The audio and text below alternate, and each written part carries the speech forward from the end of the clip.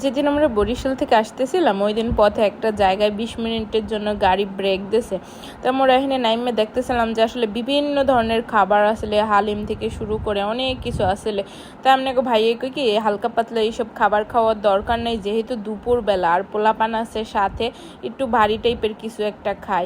পরে মোরা হেঁটে চলে গেলাম একটা হোটেলের মধ্যে।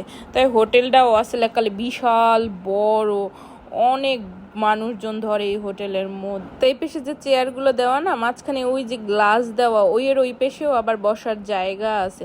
তো মোরা এখানে বইয়েই তাড়াহুড়ো করে খাইতে আসছিলাম।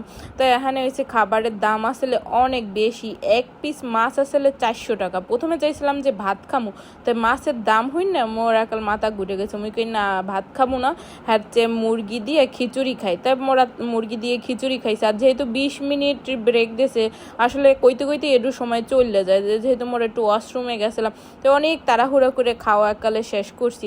তো দেখি কি মাত্র 5 মিনিট সময় আছে। তাই এরপর তাড়াহুড়ো করে একালে মোরা মগো গাড়ির সামনে আইয়ে পড়ছি। তাই চিন্তা হলাম যেহেতু 5 মিনিট সময় আছে, তাই এখানে একটু দাঁড়াই, যখন ডাক দেবে তখনই গাড়ির মধ্যে ঢুকবো। তাই গাড়ির সামনেই মোরা এবার একটু দাঁড়াইছি, আশপাশটা একটু ঘুরে দেখতেছিলাম।